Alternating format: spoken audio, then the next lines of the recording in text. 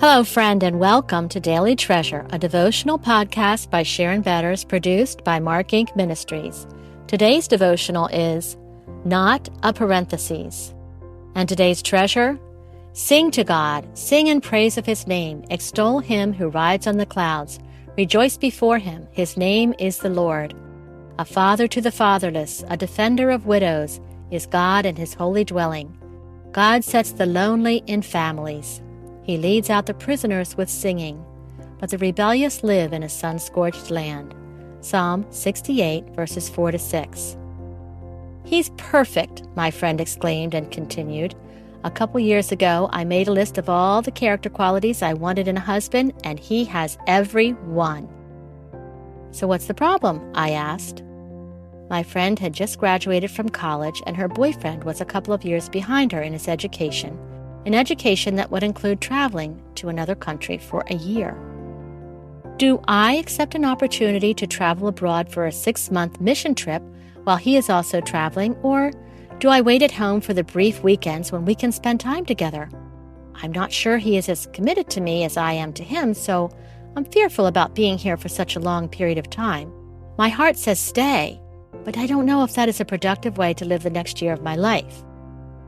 After discussing all of her options, I responded, Singleness is not a parenthesis, a waiting room until you get married.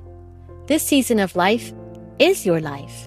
This is God's plan, and you need to soak up every opportunity to serve and fall deeper in love with Jesus. Don't look at your singleness as a waiting room. Look at it as a unique time to experience life in a way you can't if you're married. My friend accepted the short-term mission call and married her boyfriend 2 years later. She said the Lord used that time in a foreign country to help prepare her for the life she would share with her military husband. Another young friend described a relationship that she thought was God's answer to the desires of her heart. Instead, when her boyfriend broke up with her, she concluded the breakup was her fault and that God didn't think she was ready for the man of her dreams. So she spent much of her time learning homemaking skills to become the perfect woman for her perfect man. I challenged her with a different purpose.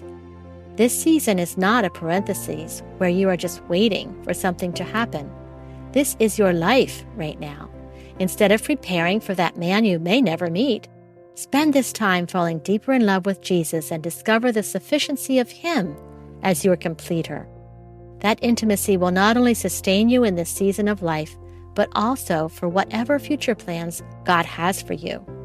Choose to see this breakup as God's protection for both of you and a new beginning that opens up new opportunities.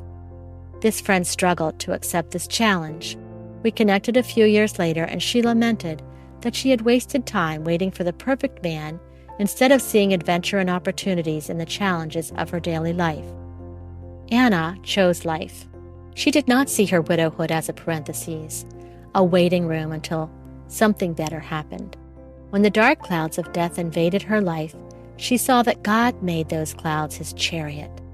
What looked fearsome to Anna, God used as a vehicle to make His presence known to her. What are you waiting for before you choose to fully live your life?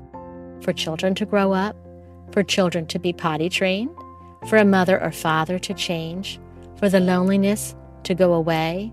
For people to go away? For better health? For grief to subside? For the right boy to like you? For leaving home and going to college? For depression to lift? For friends to include you? For broken relationships to be redeemed? For Prince Charming to sweep you off your feet? For your spouse to love you the way you want to be loved? What are you doing as you wait? Are you just marking time until something better happens? We can't always avoid those places, but we can decide how we live life during these waiting periods. Instead of just waiting, start giving it your all in order to experience intimacy with Jesus. Be intentional about seeing this as a time to build strong disciplines into your life that will act as weight-bearing walls of grace when life comes crumbling down. Look for a way to serve others instead of waiting for others to serve you. God makes the dark clouds His chariots. What a picture! When circumstances shove you into a waiting room, look for the Lord triumphantly rushing towards you in those dark clouds. Friends, thanks so much for joining us for the Daily Treasure podcast. You know, every day we send out this podcast, every single day of the year. Every single day of the year, we also send out an email with the devotional.